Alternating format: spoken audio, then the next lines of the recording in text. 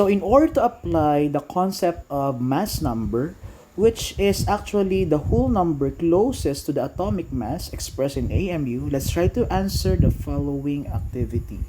So for our table, we have the following elements: carbon, sodium, sulfur, calcium, silver, and gold, with their respective atomic masses expressed in atomic mass unit or AMU. So in order to begin with this concept, or let's say activity, let's try to identify the whole number which is closest to each atomic mass. So for instance, you have carbon, 12.011 AMU as its atomic mass. So what is the closest, or let's say the whole number that is closest to this atomic mass value?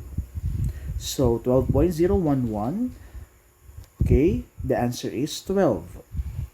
In addition, sodium, 22.991, if you will round it off to the nearest whole number, it is equivalent to 23. So therefore, the mass number for sodium is 23. On the other hand, the atomic mass is 22.991. Likewise, for sulfur atom, its atomic mass is 32.06 AMU. And if you will round it off to the nearest whole number, it is equal to 32 as its mass number. So, moreover, another one, we have calcium. Its atomic mass is 40.08. Round it off to the nearest whole number, it will give you 40 as its mass number. Then you have silver. Atomic mass is 107.88.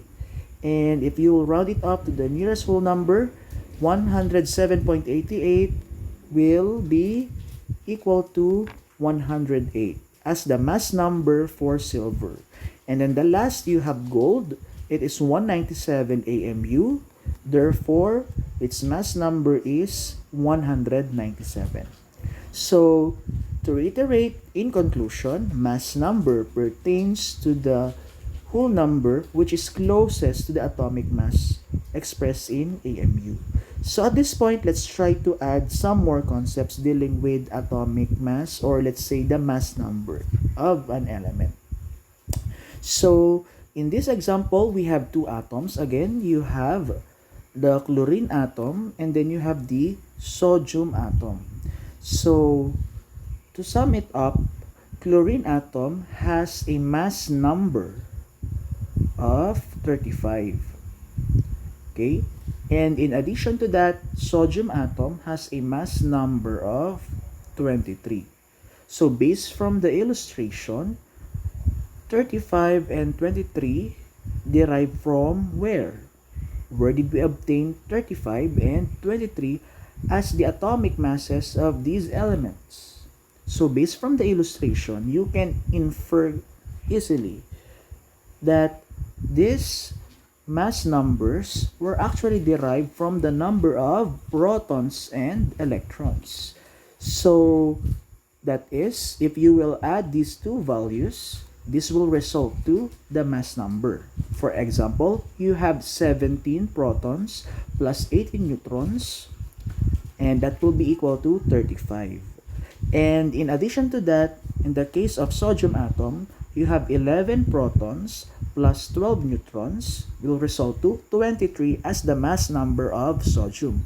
So therefore, we can define mass number as it is the total number of protons and neutrons. Okay? So that is the example. It refers to the total number of protons and neutrons. Therefore, its formula will be mass number equals number of protons plus number of neutrons. So if you will connect your prior knowledge in our past video instructions, we can conclude that the mass of the protons and the mass of the neutrons contribute to the mass of the whole atom. So this is the concept of the mass number. It is the sum of the number of protons and neutrons. So, in addition to this, let's try to solve this example.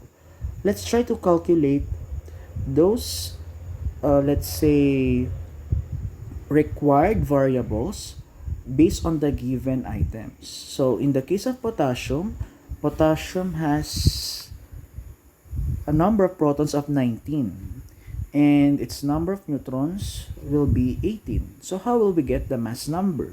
So again, we define mass number as number of protons plus the number of neutrons. So we have 19 plus 18, then its mass number will be 37.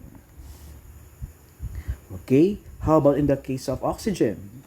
So we have 8 plus 8, then 16 is the mass number of oxygen. Then another one, you have uranium, 92, and then you have 146 for the number of protons and neutrons respectively. So we have 92 plus 146, that will be equal to 238. So 238 is the mass number of uranium. So for boron, you have 5 plus 5, then its mass number will be 10. So in contrast, in our next example, the mass number is given along with its proton number.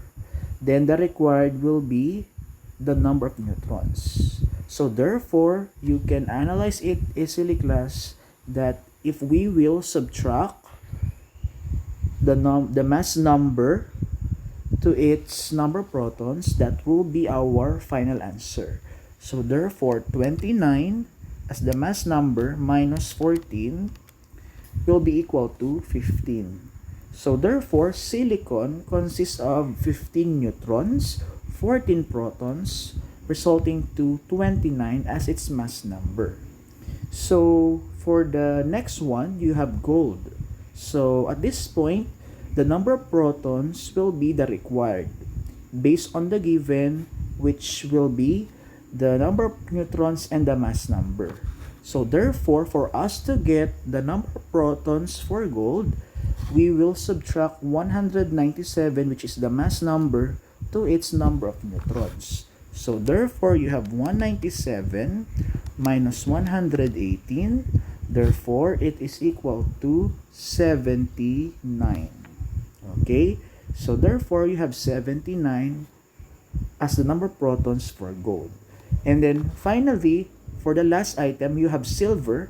So the number of neutrons is our required variable.